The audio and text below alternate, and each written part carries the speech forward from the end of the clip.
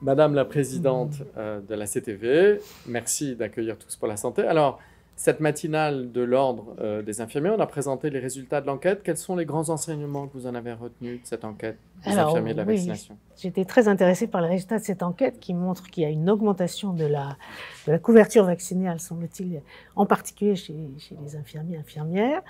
Et donc ça, c'est très, très encourageant, puisque ça montre que je pense qu'on a passé une sorte de cap et qu'il y a à nouveau une certaine confiance qui est encore insuffisante vis-à-vis de la vaccination contre la grippe. Alors, on a vu à l'hôpital qu'effectivement, à l'hôpital, la couverture vaccinale est un peu en retrait. Ça vous inspire quoi? À l'hôpital, la couverture vaccinale des professionnels infirmiers est en retrait par rapport à celle qu'elle est en ville, mais elle est en progression aussi, donc dans les deux secteurs, elle augmente. Et je pense qu'à l'hôpital, la vaccination contre la grippe est un enjeu un petit peu, est utilisé comme un peu un enjeu vis-à-vis d'autres problématiques, notamment vis-à-vis de l'autorité, vis-à-vis de l'administration. Et je pense que les professionnels de santé à l'hôpital ne sont pas assez sensibles à la question de la responsabilité, de leur propre responsabilité vis-à-vis de la transmission de la grippe et vis-à-vis de cette vaccination. Alors, la couverture vaccinale des professionnels fait partie, ou va sans doute faire partie des critères de labellisation, de certification des établissements. Le président de l'Ordre a parlé de pourquoi pas avoir ça comme critère de certification des professionnels de santé eux-mêmes, y compris des infirmiers. Vous en pensez quoi? Je pense que c'est une bonne idée qu'il faut creuser. La question qui se pose, c'est sur le plan technique, si vous voulez, comment on relève l'information. Si on imagine que tous les ans, c'est un des gros problèmes de la vaccination grippale, c'est que c'est une vaccination annuelle.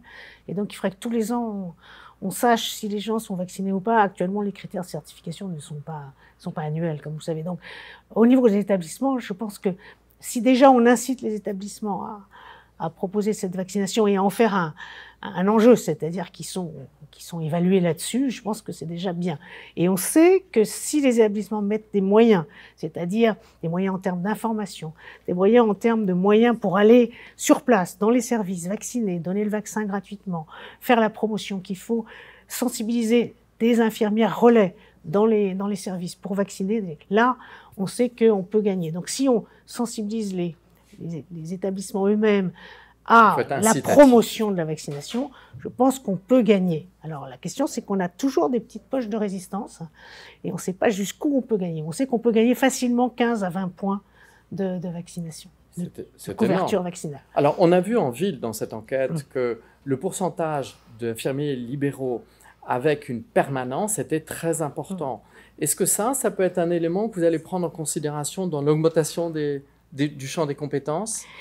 Justement, je pense qu'on compte beaucoup justement sur cette ouverture et cette capacité d'innovation et de mobilisation des infirmiers en milieu libéral pour élargir les compétences vis-à-vis d'autres vaccinations, puisque on manque de professionnels de santé en général en France, on manque de médecins et les actions de santé publique, je pense qu'elles doivent être développées par tous et notamment par les infirmiers qui doivent jouer un rôle beaucoup plus important.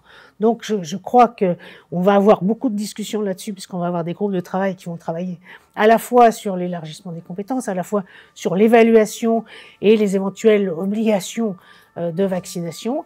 Et donc on prendra en compte et on aura les professionnels avec nous pour justement trouver des moyens pour les associer plus et pour valoriser toutes ces possibilités en ville, avec ces nouveaux aussi, toutes ces nouvelles structures de type les maisons de santé pluriprofessionnelles, ces structures de santé qui sont beaucoup plus mobiles. Et je pense qu'il faut imaginer que là, on peut vraiment gagner du terrain en termes d'accès à la prévention de façon beaucoup plus large dans la population. Et là, la CTV devrait émettre des recommandations dans le courant de l'année 2020, même la première partie de l'année 2020? En tout cas, en termes d'élargissement, je pense que oui, dans les premiers 6 mois, on doit rendre un avis sur l'élargissement et je pense qu'il y aura certainement des ouvertures sur l'élargissement. Madame la Présidente, merci beaucoup.